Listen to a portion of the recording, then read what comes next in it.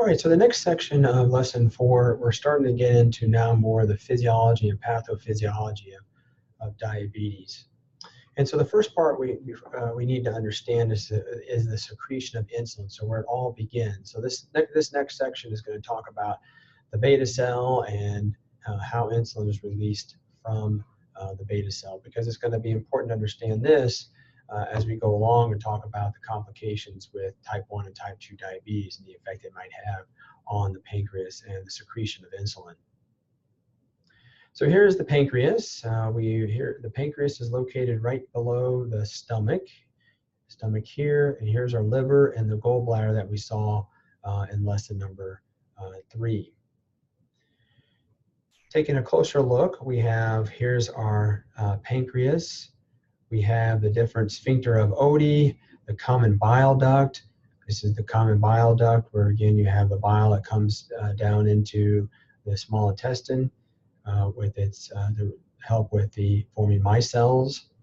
But then we also have the pancreatic duct. This is where those lipases that we talked about in lesson number 3 came from to start to digest the fats. So here we have the tail, the body, and the head of the pancreas.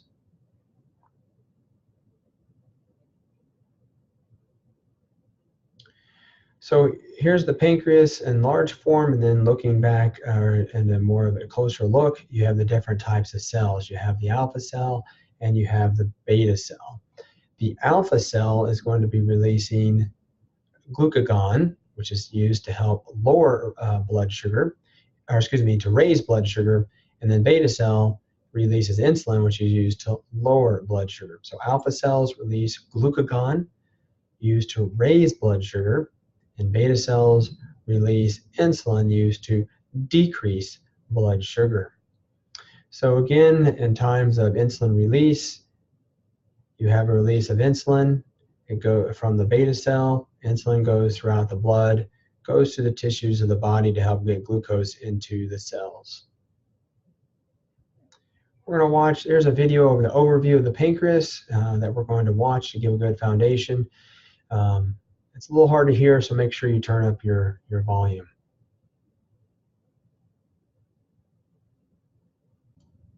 So this is the overview of the pancreas, so we have a good understanding of where the islets of Langerhans are, the beta cells, the alpha cells, etc. The pancreas is shown here with the foreground highly magnified to reveal its inner anatomy. 99% of pancreatic tissue is composed of acinar glands, which secrete an alkaline digestive juice into the duodenum via the pancreatic duct to help digest food. The endocrine areas of the pancreas, known as the islets of Langerhans, are composed of 2 major types of cell. The alpha cells secrete the hormone glucagon, and the beta cells secrete insulin into the bloodstream. These hormones work in opposition to control the blood glucose level. Insulin promotes the uptake and usage of glucose in the tissues, particularly skeletal muscle and fat, and reduces glucose production in the liver. Glucagon has an anti-insulin effect in the liver, increasing glucose release. The anatomy of the pancreas also includes the ampulla of the common bile duct, the pancreatic duct, which carries digestive juice containing enzymes to the duodenum, the acini, the exocrine portions of the pancreas, which secrete digestive juice into the pancreas, the splenic arteries, which conduct oxygenated blood into the pancreas, and the mesenteric veins, which carry deoxygenated blood containing insulin and glucagon away from the pancreas. So this is the mesenteric vein.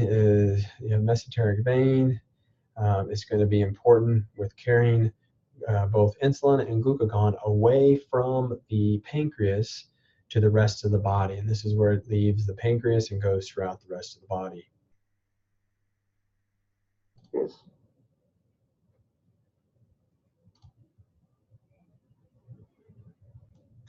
All right, so as we saw in the video, it talked about the islets of Langerhans.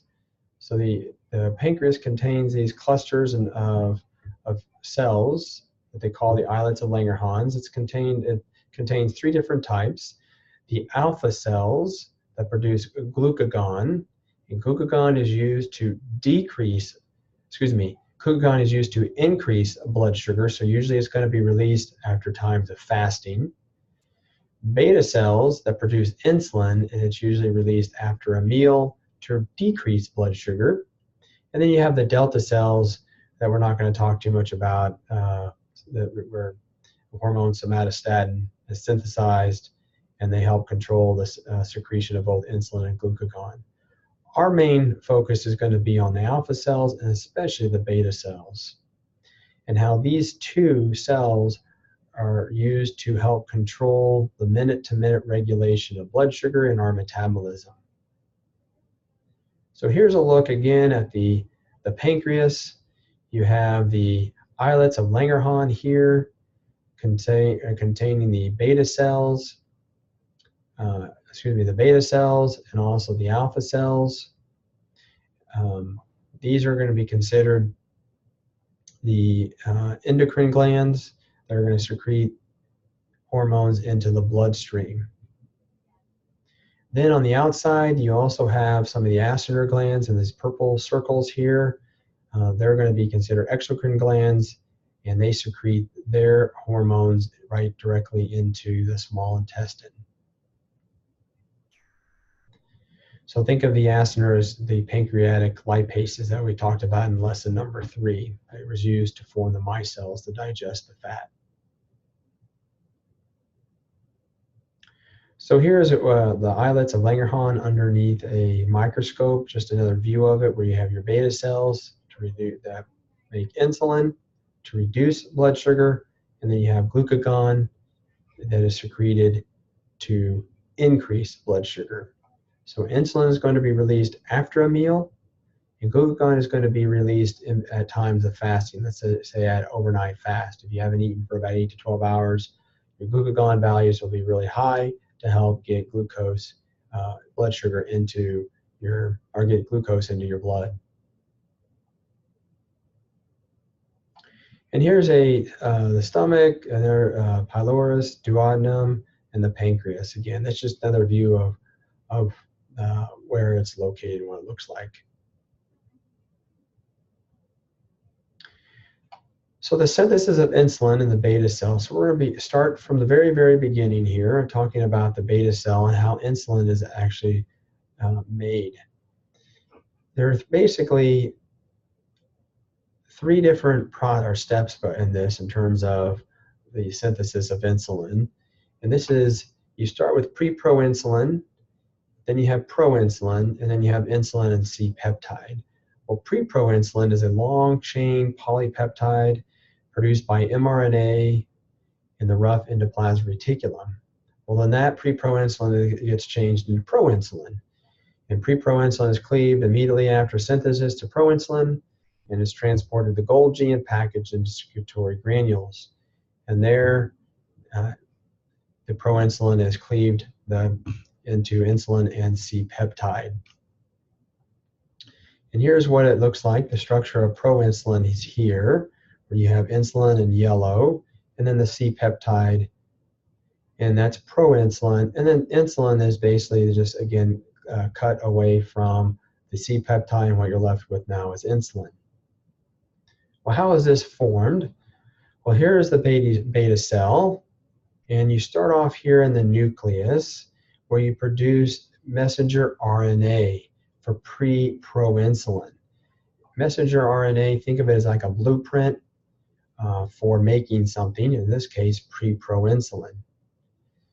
So for that mRNA then moves its way to the granular endoplasmic reticulum, where the endoplasmic reticulum uses the mRNA to make pre-proinsulin. And then immediately it's cleaved by enzymes to make proinsulin. Well, then that proinsulin is moved into the Golgi.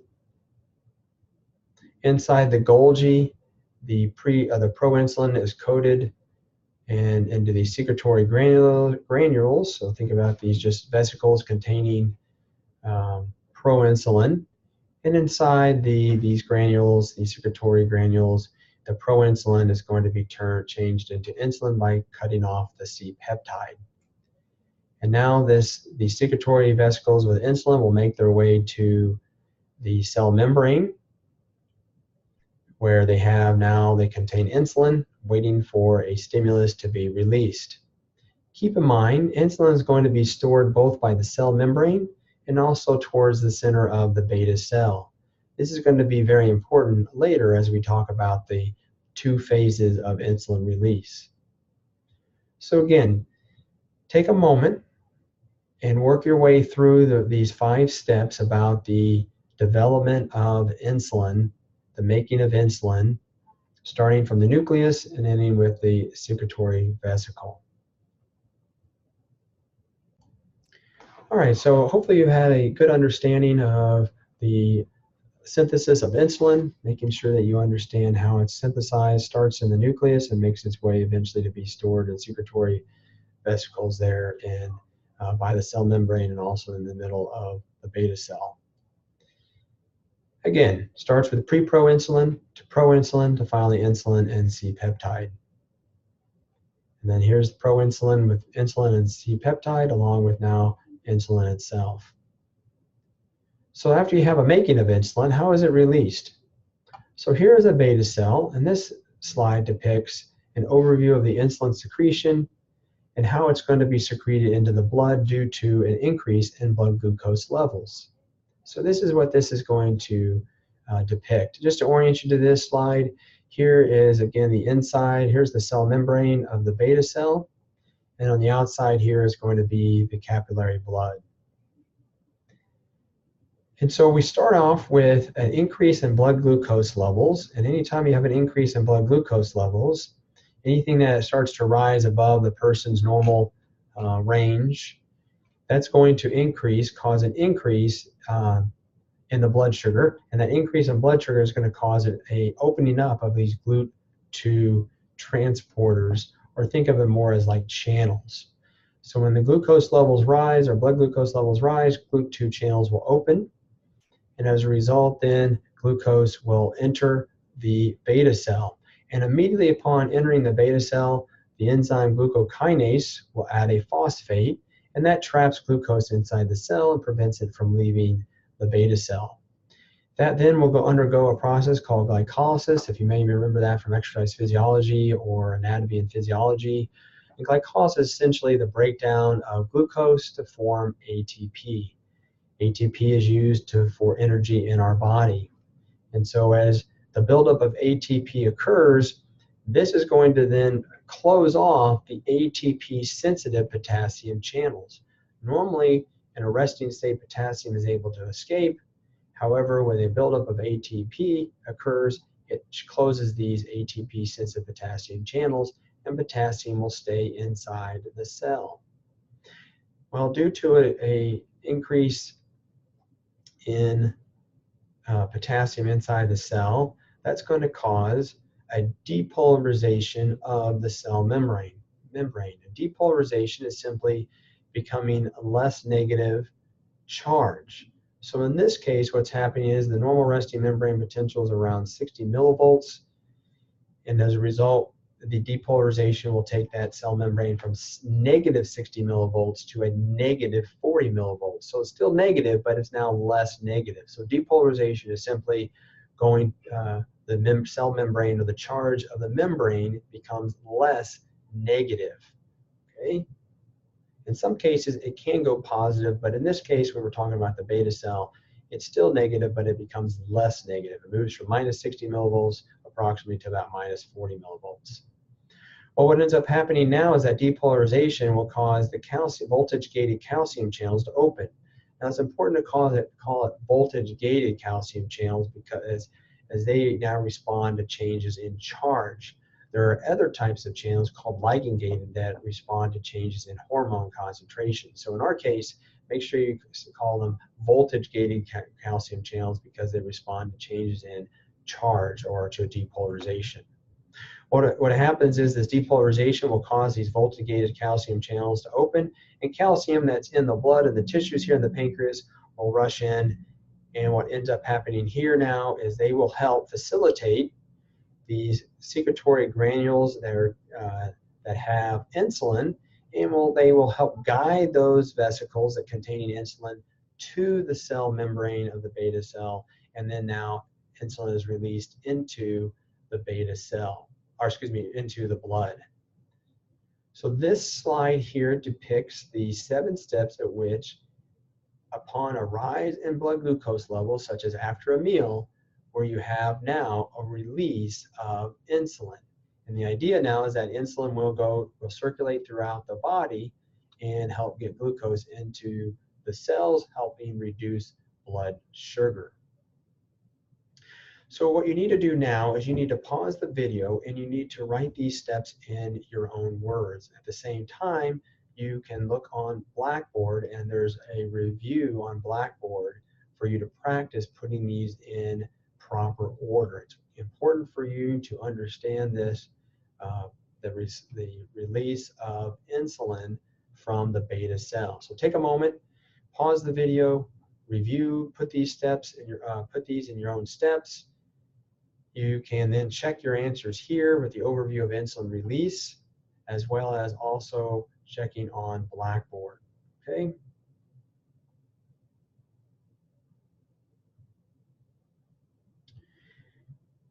So welcome back. If you've had a chance to review, this is an example of, just to kind of reiterate what we just talked about, this is the production and blood flow insulin release. So this is a very good video. So we're going to show this to kind of reiterate what we talked about.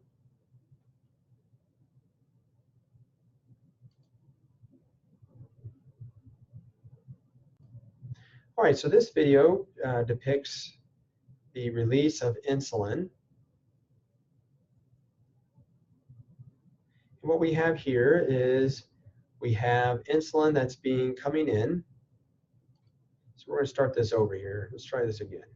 So this is insulin release. So here we have the GLUT2 transporter. Here's the secretory vesicles containing insulin. Here's our ATP sensitive potassium channels, and here's our voltage gated calcium channels. So let's take a look here.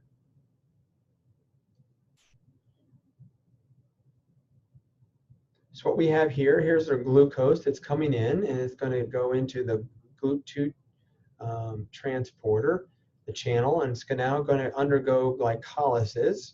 Glycolysis is going to be used to form ATP. ATP then is going to be used to close off the potassium ATP sensitive channels, and this is going to then cause the voltage gated calcium channels to open due to depolarization. Well, calcium is going to come in, and then through a series of steps, it's going to then cause that calcium to make its way to the secretory vesicles containing insulin. And now those secretory vesicles of insulin are going to be guided towards the cell membrane, and insulin is going to be released into the blood. All right, so again, this is the release of insulin from the beta cell. All right, so this next video has to do with the insulin production in type 1 diabetes. This is a really good video that kind of underscores the 7 steps that we talked about previously about insulin secretion from the beta cell.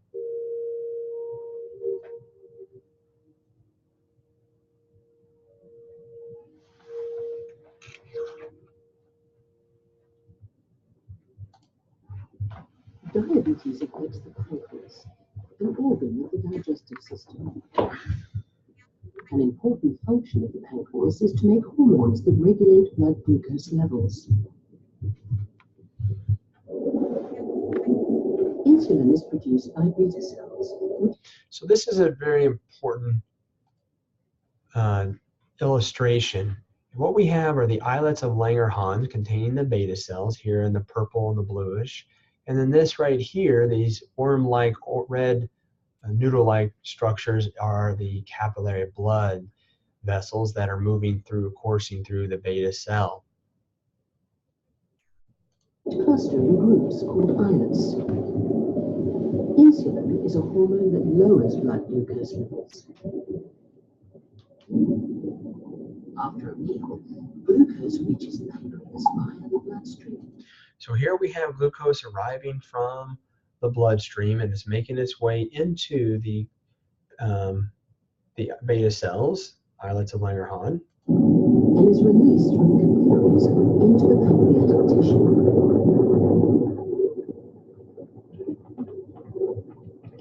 So here's the glucose that's coming in, and you're just going to see that it's going to go into the beta cell, and there's going to be a moment, there's going to be a pause, and then you're going to start seeing now insulin being released from the beta cell. So there's the glucose going into the cell. This triggers the release of insulin, which is stored inside the beta cell. And here's insulin being released from the beta cell. It's now going to make its way back into the capillary blood. The insulin travels to other parts of the body. All right, so it's now going to go to the rest of the body, and we're going to talk more about how that works later on. But that's just the release of insulin from the beta cell. All right, so that concludes this portion of. So that concludes the portion of this part of the lesson 4 relating to the insulin release from the beta cell and the overview of the beta cell itself. So make sure you have a good understanding of this section. Review, do the insulin release practice on Blackboard before moving on to the next section, which we're going to talk about a little bit more details about some of the ionic and cellular control of insulin release.